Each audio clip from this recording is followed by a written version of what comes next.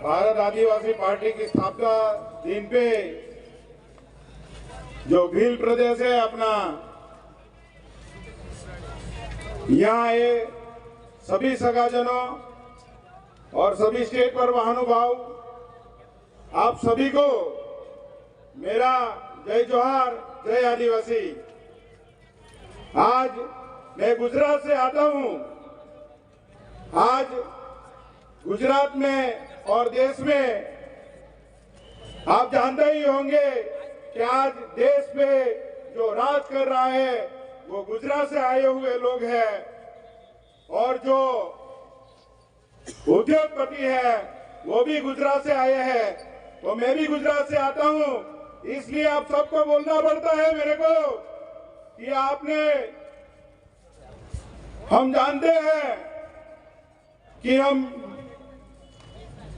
भील प्रदेश में आज डूंगरपुर के टाटिया भील मामा के मैदान पे खड़े हैं। आज मैं बताना चाहता हूं गुजरात की बात। गुजरात में केवड़िया आपने सुना होगा, आज केवड़िया में इको सेंसिटिव जोन लाके आदिवासियों को खत्म किया जाता है। वहां मां बेटियों के साथ अपने ही प्रशासन वाले पुलिस वालों के पास मारा जाता है, और वहां इंटरनेट बंद करके वो बात पूरे देश में नहीं जाएगी, इसलिए सरकार द्वारा पूरी व्यवस्था की जाती है। आज देखो मणिपुर का मुद्दा भी ऐसा ही है।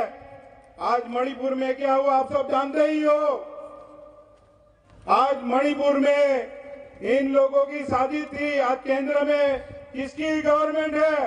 बीजेपी की सरकार है, और मणिपुर में भी जो सीएम है वो बीजेपी से ही है। उन लोगों को मणिपुर की धरती के अंदर संपत्ति चोरना है, इसलिए उन्होंने ये कांड करवाया है। आज वहां महिलाएं सुरक्षित नहीं है। आपने देखा होगा, ये आदिवासियों के लिए और देश के लिए बहुत शर्मजनक बात है। और मुझे दूसरी बात बताना होगा, गुजरात में आज राजस्थान में भी वो जिंक प्रोजेक्ट है, वो गुजरात में आने वाला था डोसवाड़ा में। वो जिंक प्रोजेक्ट में क्या हुआ? जिंक प्रोजेक्ट जहां भी डालेंगे वहां 10 किलोमीटर एरिया के अंदर, जमीन के अंदर और हवा के अंदर पॉल्यूशन होगा, और वहां के रहने वाले लोग आदिवासी है। ये लोग जहां भी उद्योग डालते हैं, आज गुजरात में देखो आप, पूरे गुजरात एरिया में दहेज आप देखो, ठेठ दीव दमन तक पूरा इंडस्ट्रियल एरिया है, और ये पूरा एरिया ट्राइबल एरिया है। आदिवासियों के खत्म करने के लिए ये उद्योग डाले जाते हैं। आदिवासियों को कोई रोजी रोटी नहीं मिलती है। आदिवासी की रोजी रोटी नाम पे एक धब्बा है। सरकार बोलती है चुनाव आता है तो ये आदिवासियों को रोजी रोटी देंगे, कोई देता नहीं है। खाली इलेक्शन आता है, बड़े बड़े वादे करके चले जाते हैं लोग। ये बीजेपी, कांग्रेस, आम आदमी पार्टी, ये सभी बात करने वाली पार्टियां है, काम करने वाली पार्टियां नहीं है। आज आप देखो, और गुजरात में corridor road, Bharatmala project, bullet train, उसमें आदिवासियों का क्या फायदा होगा? कोई फायदा होने वाला नहीं है। आज देखो पूरी जमीन आदिवासियों की जा रही है। आज राजस्थान में भी जो कॉरिडोर रोड बन रहा है मुंबई दिल्ली वाला, तो राजस्थान से ही होके निकलेगा। यहाँ भी कितने अपने आदिवासियों की जमीन जाएगी, कितने को विस्थापित कर दिया जाएगा। पूरे देश में डैम बने, डैमों में 3.5 करोड़ से भी ज्यादा आदिवासियों को विस्थापित कर दिया है। आज भी उनका कोई पता पुरावा नहीं है। ये पूरी साजिश गवर्नमेंटों की है। ये देश आदिवासियों का था, नहीं उनका। ये लोग सब बाहर से आके पूरे देश पे कब्जा कर लिया है। तो आदिवासी लोगों को वनवासी करके ये डूंगर पहाड़ों में डाल दिया है, जंगलों में। आज वन संरक्षण कानून लाया गया देश में। तो वन संरक्षण कानून के तहत जो जितनी इंटरनेशनल बॉर्डर है वो 100 किलोमीटर के अंदर पूरे पेड़ काट दिए जाएंगे। और गवर्नमेंट बोलती है कि भारत देश के खेडूत फार्मर लोग पेड़ उगाएंगे। अरे कुदरती आपत्ति आती है इतना। आज देखो कोरोना महामारी आई थी, वो किस वजह से आई थी? आज भारत देश के अंदर जो ऑक्सीजन की प्रक्रिया है वो कम हो गई। आज सबको ऑक्सीजन की जरूरत पड़ी, तब अपने देश के पास ऑक्सीजन की खपत थी, तो कितने लोग मर गए। मैं और बोलना चाहता हूं, और महाराष्ट्र और गुजरात में फर्जी आदिवासी सर्टिफिकेट बांटे जा रहे हैं। आदिवासियों का हक और अधिकार छीना जा रहा है। ये सब हम सबको मिलकर लड़ना पड़ेगा।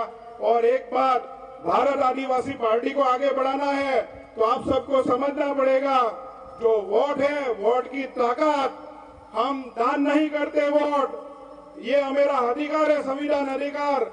वो संविधान अधिकार जब इलेक्शन आएगा उसका भरपूर उपयोग कीजिए और इन तीनों पार्टियों को दिखा दीजिए कि आदिवासी एक है। बस इतना ही कह के मैं अपना पूर्ण विराम करता हूं। जय जोहार, जय आदिवासी। बहुत बहुत धन्यवाद वसावा साहब। आपसे उम्मीद है गुजरात के अंदर बाप का बहुत जबरदस्त तरीके से आप वहां काम करेंगे, ऐसी आशा उम्मीद है। आगे मैं प्रोफेसर मणिलाल जी गरासिया को आमंत्रित करूंगा, वो अपनी बात रखें। प्रोफेसर मणिलाल जी गरासिया। राजस्थान के जितने प्रदेश सदस्य हैं और जिलाध्यक्ष है राजस्थान के, वो नूतन भाई आहारी से संपर्क कर ले। जहाँ पे भी हो, पंडाल में कहीं पे भी उपस्थित हो, आप मंच के पास में आके नूतन भाई से मिल रहे।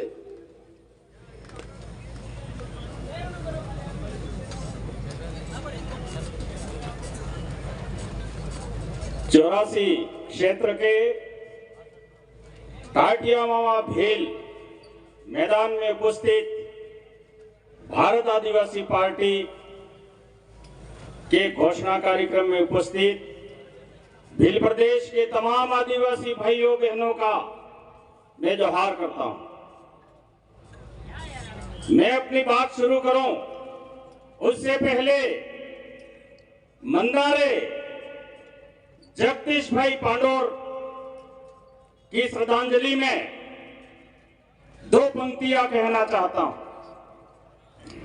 कि जब मैं मर जाऊं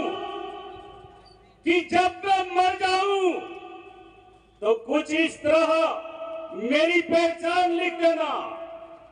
जब मैं मर जाऊं तो कुछ इस तरह मेरी पहचान लिख देना। मेरे मस्तक पर मेरे लहू से पाप लिख देना।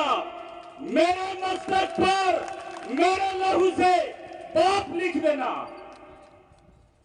जहां कहीं भी मन्नारे जगदीश भाई की आत्मा मौजूद है, हम नमन करते हैं उस आत्मा को, जिस आत्मा ने अपनी शहादत दे करके आज भारत आदिवासी पार्टी के रूप में एक बहुत बड़ा राजनीतिक संगठन भारत देश के सीने पर खड़ा कर दिया है, जो सारे भारत के आदिवासियों के लहू और सारे भारत के आदिवासियों के खून और पसीने की कीमत इस देश पर जो कमीने लोग राज कर रहे हैं उनसे मांगेगा। इसके लिए भारत आदिवासी पार्टी का यह गठन किया गया। मैं इस मंच से आगाज करना चाहता हूं भारत आदिवासी पार्टी के लिए, जागो आदिवासियों, उठो, इतनी मेहनत करो कि पूरे देश की हर गली में, हर गांव में, हर कूचे में, हर मोहल्ले में और हर शहर में एक ही नाम गूंजे, बाप आ गया, बाप आ गया, बाप आ गया। आपको भारत आदिवासी पार्टी को समर्थन करके मणिपुर में हमारी महिलाओं को नंगा घुमाया गया है, मणिपुर में हमारी बहनों को गोली मारी गई है, उस लहू का हिसाब मांगना है। उस 56 इंच के सीने वाला जो व्यक्ति दिल्ली की कुर्सी पर बैठा है, उसकी आंखों में आंखें डाल करके पूछना है कि जब आदिवासी की बहन बेटियों की हत्या की जा रही थी, जब उनका बलात्कार किया जा रहा था, जब उनका नंगा करके घुमाया जा रहा था, तो उस समय तेरा 56 इंच का सीना सिकुड़ करके 26 का क्यों हो गया था, ये पूछना चाहता है आदिवासी। लोकसभा में घुस करके 75 साल हो गए इन कमीनों को वोट देते देते, 75 साल हो गए इनकी गुलामी सहन करते करते, 75 साल हो गए इन लोगों की पीड़ा सहन करते करते, और 75 वर्ष तक आदिवासियों के संवैधानिक अधिकारों पर लोकसभा और किसी भी विधानसभा में एक शब्द नहीं बोला गया। इसलिए इस देश के आदिवासियों ने मिल करके भारत आदिवासी पार्टी का गठन किया है, और भारत आदिवासी पार्टी को मजबूत करके हमारे आदिवासी युवाओं को, हमारी आदिवासी बहनों को ये बताना है कि आदिवासी इस भारत देश का मालिक ही नहीं, आदिवासी इस भारत देश का बाप है। और बाप की क्या ताकत होती है, क्या शक्ति होती है, ये हमें बताना है। हमें सुप्रीम कोर्ट के फैसलों को लागू करवाना है कि 8% आदिवासी इस देश का मालिक है। हमें गोविंद गुरु के सपने को पूरा करना है कि दिल्ली में हमारी गादी है, अहमदाबाद में हमारी कलम है, कंबई में हमारा दीवो है, पूरा देश आदिवासी का है। इसके लिए मानगढ़ पे 1500 आदिवासियों ने अपनी कुर्बानियां दी थी।